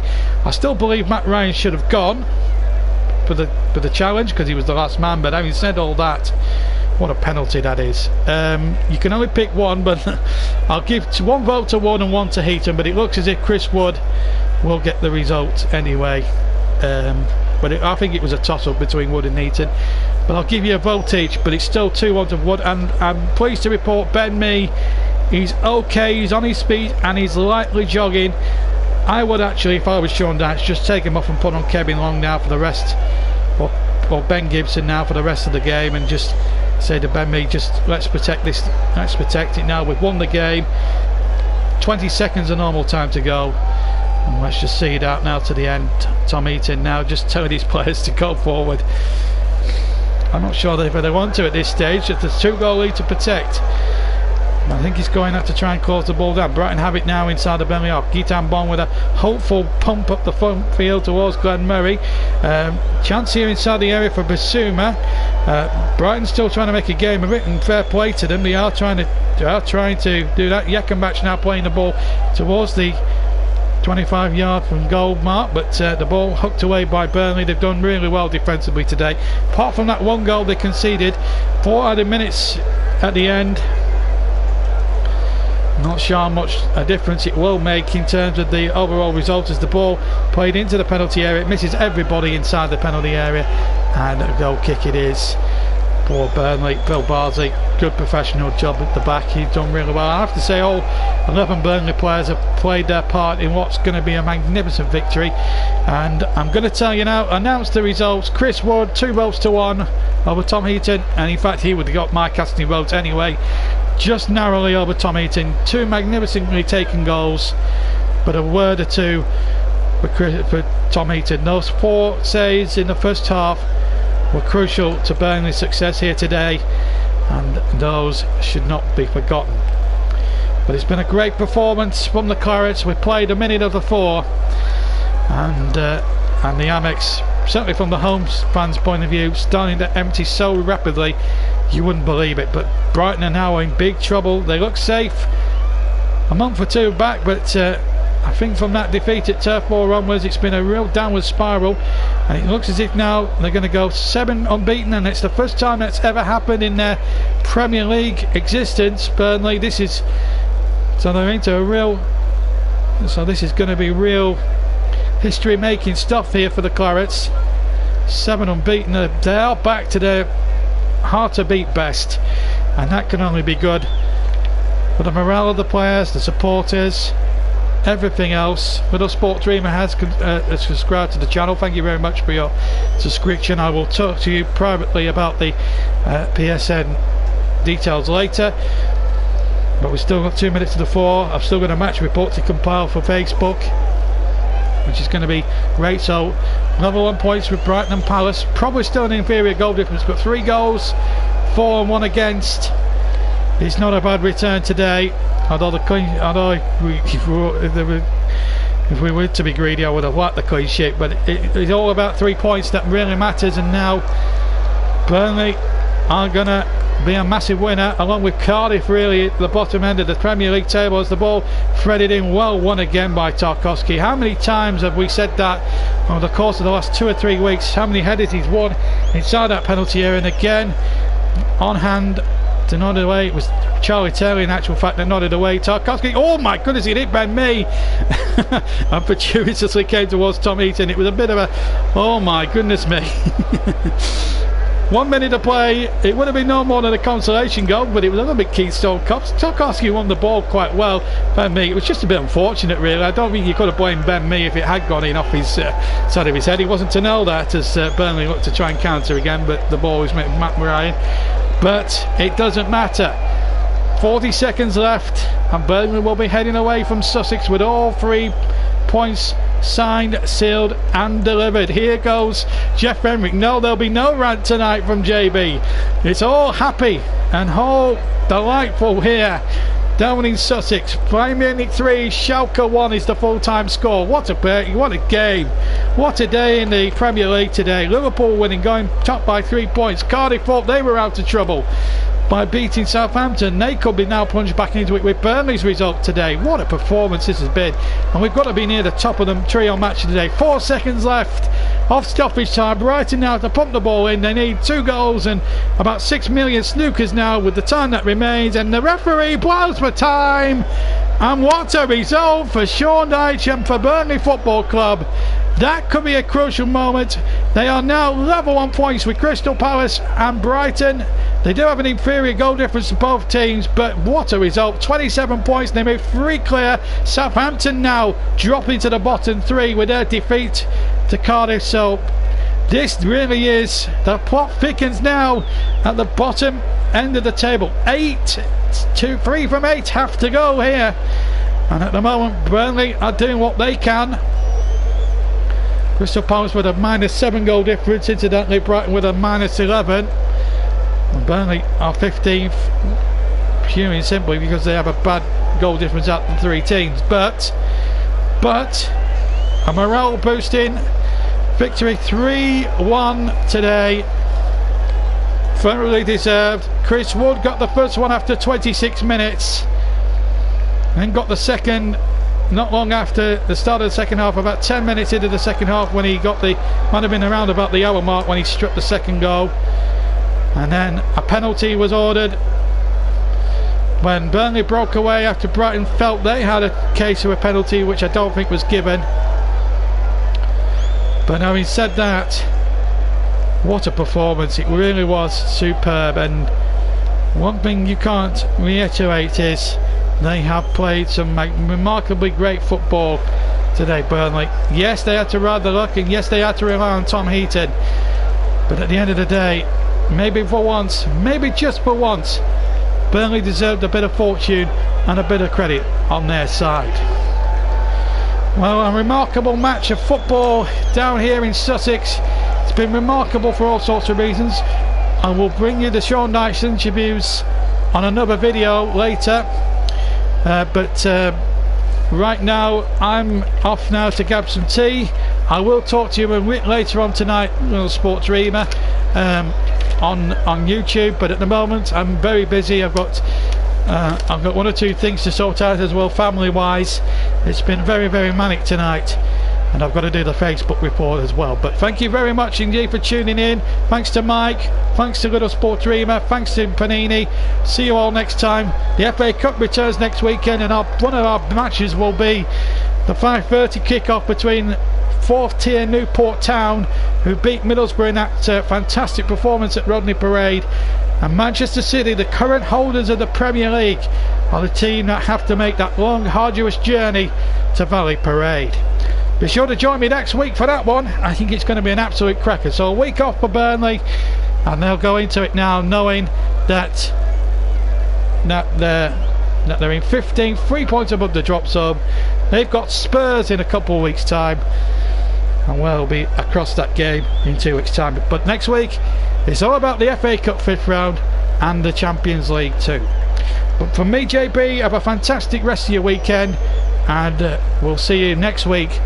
The Champions League, European action, hopefully, and FA Cup commentaries. Until then, from me, JB, and by the way, one more statistic before we go. This is the 50th full-length commentary of the season on this YouTube channel. And give yourselves a round of applause if you've listened to all 50 of them this season, with me, Russ Vernon and Chris Whiteman all commentating as well as myself. It's our 50th commentary, so happy 50th commentary to us this season.